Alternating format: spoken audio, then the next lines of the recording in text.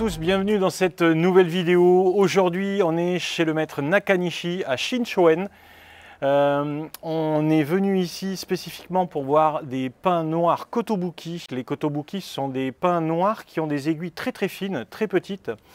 C'est ici le spécialiste de cette espèce-là. Nakanishi, il est très connu. On est ici à la 5e génération. C'est une pépinière qui existe depuis 120 ans. On a déjà fait un petit tour parce qu'on est venu hier voir le maître. On a eu quelques explications sur les arbres. On a posé des questions parce qu'on avait un traducteur anglais qui pouvait nous répondre, un Australien. Gabi, on a fait un petit tour déjà. Qu'est-ce que tu penses de cette pépinière et déjà, rien que l'entrée, qu'est-ce que tu en penses? Alors l'entrée elle est connue, hein, puisque habituellement c'est vert, hein, la mousse est verte, on la voit sur les photos, elle est connue cette pépinière. Hein.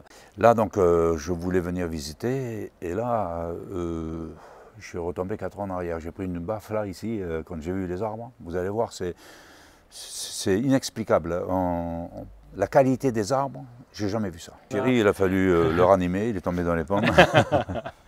On n'a pas trop de chance parce qu'il pleut aujourd'hui, mais finalement, le fait qu'il pleuve un petit peu, pas trop, ça va être. Oui. Je pense que ça ne sera pas problématique. Et puis surtout, on va avoir de très belles couleurs. On va pouvoir vous présenter une très belle vidéo et des arbres parce précisément. Hier, on n'a pas filmé, mais on a eu l'autorisation de faire des photos. Il y avait du soleil hier et les photos sont très belles. Mais quand même, on a des jeux d'ombre d'un arbre à l'autre qui causent problème. Aujourd'hui, au moins, on aura des images qui seront nickel. Comment tu trouves déjà l'entrée de cette pépinière? C'est génial. Hein, c'est beau. C'est génial. Regarde en plus la petite fontaine qui coule, montée sur bambou, c'est extraordinaire. La simplicité, le minimalisme, mais quelque chose de vraiment super raffiné quand on rentre ici. C'est assez incroyable. Avec des pièces présentées, donc on a un pin noir du Japon ici, un genévrier Ito-Igawa ici, et derrière nous on a un pin de Tafila. 3 pièces qui laissent présager ce que l'on va trouver derrière. Petite anecdote, c'est qu'hier le maître il tiquait pour qu'on filme parce qu'il trouvait que c'était pas assez nickel. On a parlé de Yamadori, on a parlé de pin, etc. Et en fait, on s'est rendu compte qu'il était embêté qu'on arrive un peu trop tôt. Nous, on a presque fait exprès, on était chez Kitadani qui est juste à côté d'ici. Et il nous restait une heure et demie. On n'avait pas prévu de filmer hier, on avait prévu de filmer aujourd'hui. Mais on est venu un petit peu en avance parce que justement je voulais discuter un peu, dégrossir pour voir un petit peu ce qu'on pouvait présenter, ce qu'on pouvait dire, etc. Et en fait, lui, il était embêté parce que c'était pas parfaitement présenté. Aujourd'hui, en fait, tout a été préparé pour nous, pour notre venue. Il a travaillé un arbre pour nous, apparemment. Oui. Alors, je ne sais pas ce qu'il a nettoyé, parce que moi, je n'ai pas trouvé une herbe, je n'ai pas trouvé une aiguille qui est dépassée, je n'ai rien trouvé. Je me demande ce qu'il a fait de plus. Hein. Si, il nous a offert le thé. Et pour le thé, il a donc une pièce spéciale. Oui. Il a rentré 2 bonsaïs en notre honneur qu'il a exposés comme il faut.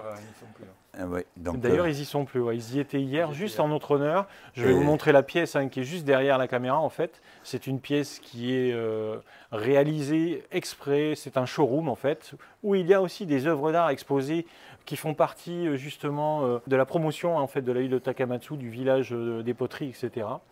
Et vous avez des œuvres d'art à la fois dans cette pièce, mais en même temps, on peut discuter. C'est fait pour recevoir, bien sûr, les invités. On a une très belle vasque en pierre. Ah, ici, là. C'est très beau, ça. Ouais, ça, c'est beau. C'est original. Oui, c'est original. Takamatsu est aussi réputé pour son granit. J'aimerais que tu donnes ton impression. Là. Quand tu es venu hier, à un moment donné, Fabrice, il t'a posé la question, ça va Thierry Ah non, j'ai dit ça allait pas. Là. Ça allait pas, mais voilà, je me rappelle de cette réponse. Non, ça allait pas. Non, ça allait pas. C'est vrai que par rapport à ce qu'on fait, ce qu'on voit, ce qu'on a vu jusqu'à présent, ça change énormément. Ah, ça surprend, ouais. Ça surprend. C'est extrêmement bénéfique de venir au Japon, de voir. Hein, c'est quelque chose. Quand on sort ce jardin, tout est linéaire, tout est les carrés, tout est fait comme il faut, les cailloux sont bien alignés. C'est 2 couleurs de gravier différents, la pierre noire derrière, l'herbe verte, plus ou moins verte, en fond, là c'est magnifique. Hein. Avec des tuiles au-dessus, c'est difficile de garder un mur propre comme ça.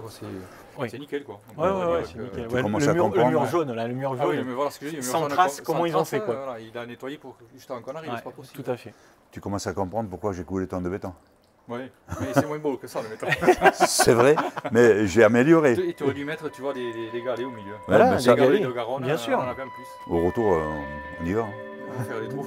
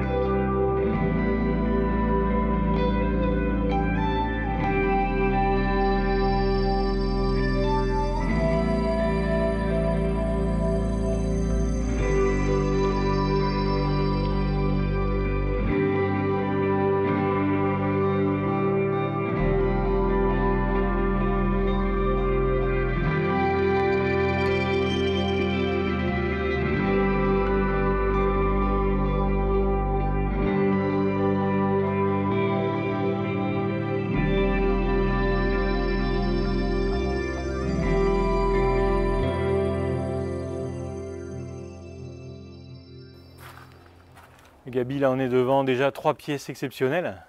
C'est impressionnant. Impressionnant, alors c'est des pins noirs, hein. C'est pas des pins sylvestres. C'est pas des pins sylvestres. On dirait vraiment des aiguilles de pins sylvestres, même plus petites que des pins sylvestres. Et c'est des pins noirs, quand on voit la qualité de ces arbres, c'est époustouflant. Alors les tailles de ces pins déjà sont quand même assez importantes. C'est des arbres qui font environ 80 cm de haut. Le nébari, là, il est à quoi? Il est à 2 cm de chaque bord de pot. Ouais, à peu près. Donc ça doit être un pot de 50, quoi. Hein.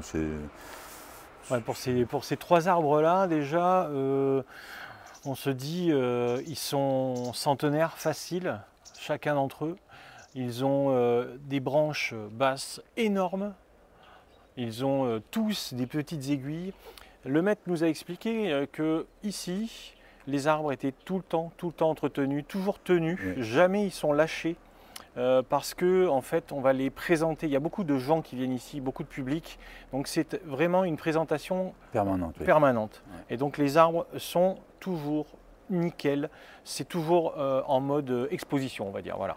Et pour la petite histoire, il nous a expliqué hier que c'était son grand-père ou son arrière-grand-père qui a découvert dans la montagne un pin noir avec de très petites aiguilles. Tout à fait. Donc il a prélevé cet arbre et il l'a donc multiplié par semis, si j'ai bien compris, hein, c'est par semis. Et donc il a énormément, il a un arbre mère maintenant. Maintenant en fait ce qu'il fait c'est par greffe. Parce que pour avoir le Yamadori de départ, en fait, par greffe, oui. Il est parti par greffe pour avoir l'original, comme on a vu chez Kitadani d'ailleurs. Hein, il nous a fait voir des photos, il a un champ donc, où il cultive des arbres de toute taille, hein, et où il a cette qualité d'aiguille. Il reproduit ça en permanence. Et c'est le seul, donc a priori, c'est le seul qui a des arbres, des pins noirs de cette qualité avec des aiguilles aussi petites. Ouais. Alors ici, on considère qu'on est plus ou moins dans le 3e plus beau jardin, on va dire, de pins noirs du Japon. Oui. Quoi. On reste un petit peu sans voix. Hein. Ah oui, non, mais on ne peut pas s'empêcher de ne pas regarder. Tout est à regarder. Il y a une finition dans ces arbres qui est, je veux dire, c'est la perfection. Hein. J'allais dire ça frise la perfection, mais ça frise pas. C'est la perfection. Oui, on est vraiment sur le sommet du bonsaï, ah ouais, puisque là on a des finitions partout. Et alors en plus de ça, ces arbres, on a remarqué qu'ils n'étaient même pas ligaturés, ou très peu, parce qu'en fait toutes les branches, elles sont tellement vieilles qu'elles se tiennent. Et ils travaillent principalement, ils se désaiguillent très régulièrement pour que ce soit nickel. Tu regardes celui-là et puis tu dis c'est bon, mieux que ça, tu regardes. Ah, tu dis, mieux que ça, c'est pas. Ah, ben non, il y en a encore un. Donc, quand je me retourne, ces arbres-là sont à l'envers. Oui, c'est-à-dire qu'en fait, quand vous rentrez dans l'espace ici, il faut que vous passiez le premier rang parce que les arbres vous font dos. Ils ne sont pas exposés face aux spectateurs. Il faut qu'on rentre dans le jardin pour qu'on puisse faire le tour sur cette allée-là et pour pouvoir admirer les faces de ces arbres. Sur les secondes, la troisième allée, on a donc 2 rangées d'arbres. Ceux qui sont derrière sont des arbres les plus grands, et donc là ils sont à l'envers, mais on a beaucoup plus de recul depuis l'allée, donc de l'autre côté, pour pouvoir admirer les arbres. Donc là ils sont du bon côté, et les arbres plus petits, ils sont donc placés aussi dans le bon sens, mais ils sont plus proches, mais placés dans le bon sens. C'est raffiné à la perfection. Il faut le voir, hein. il faut le voir pour pouvoir avoir un avis.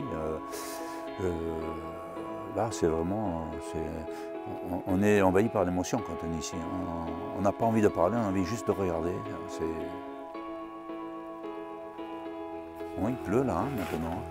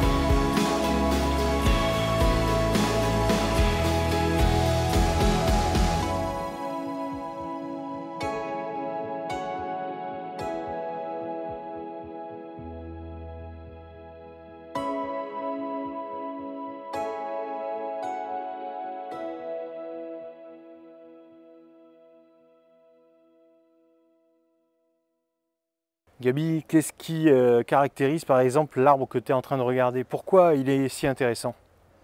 C'est un moyogi léger, hein, mais alors il a une répartition des branches du bas jusqu'en haut. La première branche fait 3 cm, la deuxième un peu moins, la troisième un peu moins, et encore un peu moins, et encore jusqu'à la cime, avec, je ne sais pas s'il y a un défaut dans cet arbre, je ne sais pas. Si, peut-être, il y a une aiguille morte qui est au sol. C'est peut-être la seule chose qu'on peut dire, mais je veux dire, c'est ahurissant de voir ça. Celui-là, c'est un arbre qui fait quoi? Il fait 60 de haut, il fait 50 de large. Il est étagé à la perfection, on a du volume dans chaque plateau. Comme tout le reste, c'est la perfection. C'est difficile de parler d'arbres comme ça, c'est très compliqué parce qu'on a beaucoup d'émotions, on ne sait pas quoi dire, on a juste envie de regarder, de rentrer dans l'arbre. L'écorce, elle est craquelée à la perfection, ça se voit que personne n'a jamais mis les mains là-dessus, c'est beau, hein. C'est vraiment beau. Et tout est comme ça, tout est comme ça. Et puis il y a, je ne sais pas combien il y a d'arbres ici, il doit y en avoir une centaine. Facile, une centaine. Hein. Ouais, une centaine d'arbres en exposition, ouais. Tous présentés de la même manière. Et ça doit être un des plus petits, celui-là, au niveau du tronc, au niveau de... Bon, il y en a peut-être un je ne sais même pas s'il y en a d'autres plus petits. Donc pour donner le tempo, voilà l'arbre le plus petit. On va essayer de vous faire voir le plus grand maintenant. Donc maintenant, Gaby, là, tu nous présentes un des plus grands arbres de la collection. Oui, pas le plus gros, mais le plus grand. Il est très spécial, cet arbre, hein. Il est exceptionnel parce que c'est un arbre qui est vraiment unique dans son style. Je ne sais même pas dans quel style, si c'est un double tronc, il ne passe pas dans un style. On a un nébari qui est divisé en deux, avec un petit arbre. Il a un grand chari devant, sur le côté, un djinn qui est très loin là-bas. L'arbre est très haut, on a descendu les branches au maximum pour combler les vides. Et toujours pareil, toujours à la perfection, les plateaux, le volume, la répartition, c'est quelque chose que vous ne verrez pas souvent. Hein. Ces arbres raffinés à ce point, c'est vraiment pas courant. Moi c'est les premiers que je vois, hein, surtout en pin noir. Hein, c'est impressionnant. Moi je suis impressionné ici. Hein. J'ai du mal à vous parler des arbres tellement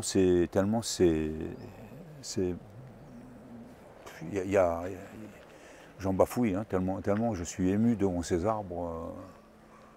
Ça demande un grand respect, on est humble devant ces arbres, hein, vraiment, vraiment. Hein, Alors quand on parle des fois de défauts, de choses qu'il faudrait corriger sur cet arbre, on voit le pont en bas, oui.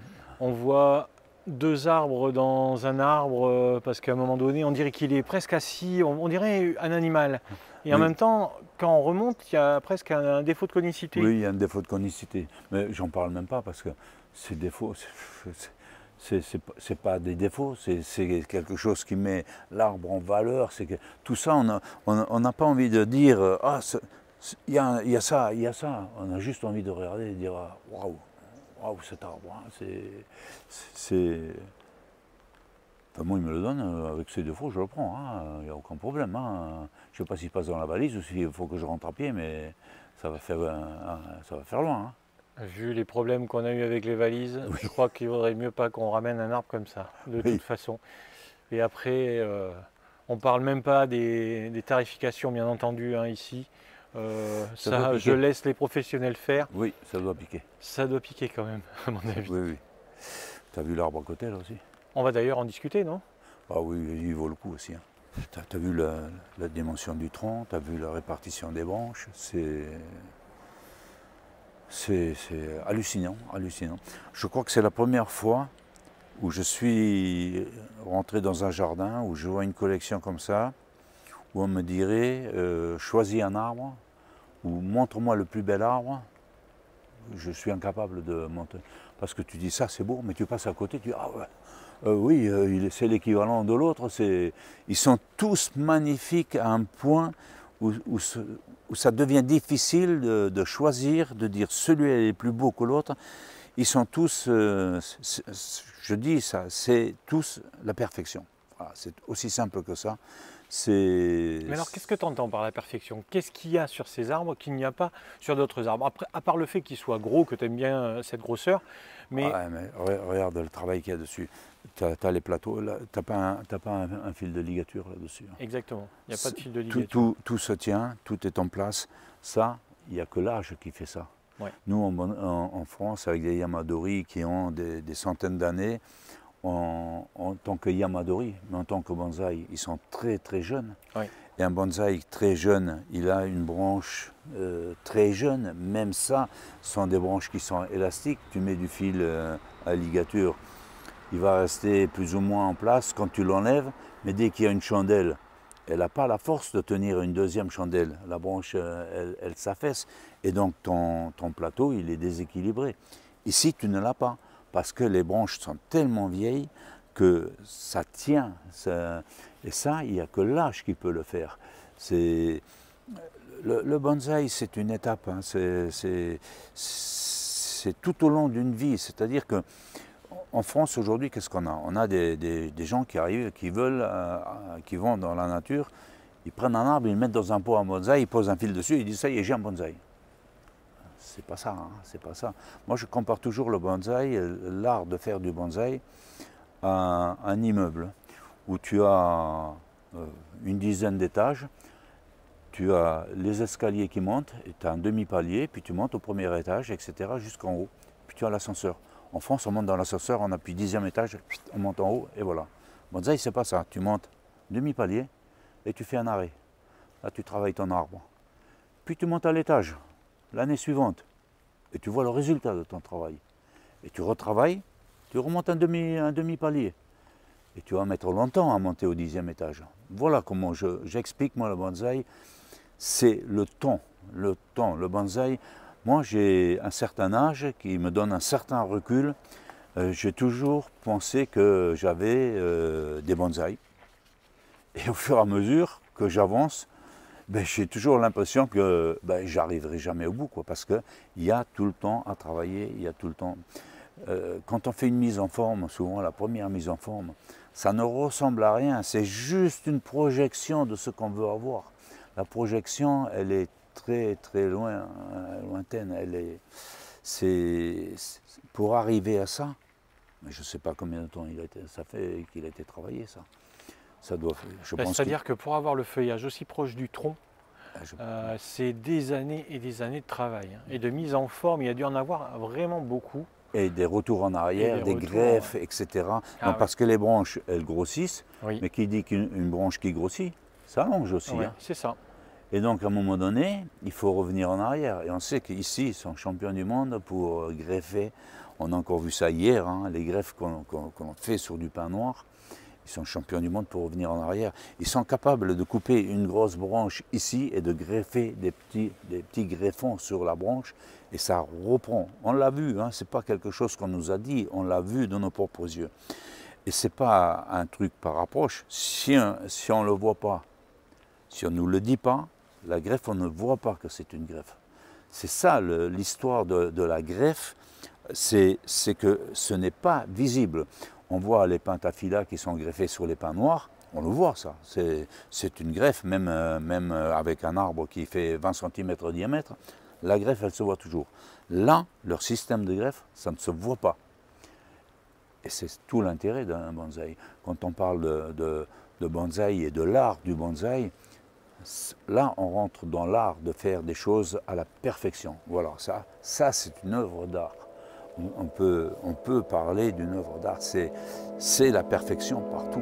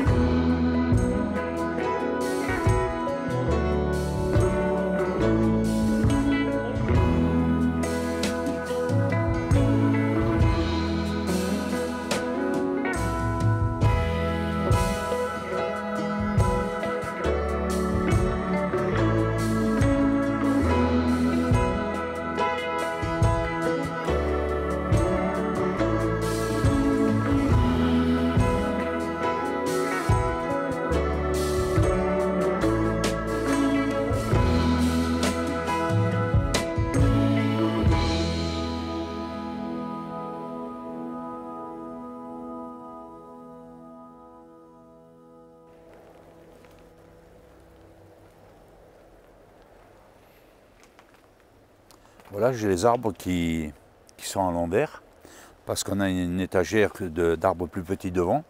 Et donc pour pouvoir prendre du recul, on a le recul de l'autre côté avec les arbres, donc on a une meilleure vision de l'autre côté. C'est ce qui se passe aussi pour les arbres du deuxième plan. Ils sont dans le bon sens, là, ils ne sont pas tournés de l'autre côté où ils sont en ras de l'allée. Là, sur cette rangée, j'ai les arbres qui sont face à moi. Je vous parle de quel arbre, je ne sais pas. Je ne sais pas. Ah si, celui-là, il est ligaturé. Ah, j'ai quelque chose à dire sur un arbre. Il y a un arbre ligaturé. Alors c'est de l'alu qu'il y a dedans. Sur un arbre de ce type-là, on peut trouver de la ligature en alu. Oui, oui, oui. Mais pour quelle raison? Parce que les branches, elles sont très vieilles, elles tiennent toutes seules, et donc les corrections qu'il y a à faire, elles sont minimes.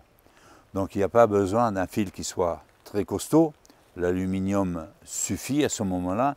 Il y a une correction qui est faite, qui est très douce, hein. Il y a quelques tirants dedans. On a bien vu qu'on a voulu corriger quelques détails. C'est vraiment du détail. Et donc voilà, il y a eu de l'alu de poser là-dedans. Ils sont tous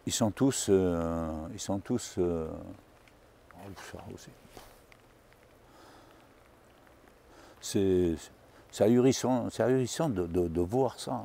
Il n'y a aucun arbre où il y a quelque chose à redire. Aucun.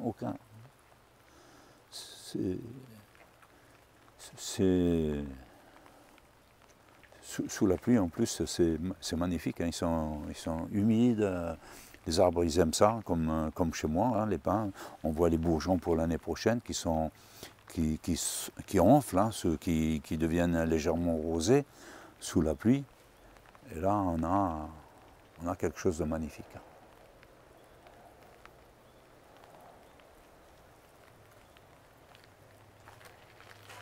C'est impressionnant de voir un jardin. Je ne sais pas comment il fait d'ailleurs. Il n'y a pas une herbe. Il n'y a rien. Il n'y a pas une aiguille qui dépasse. C'est impressionnant.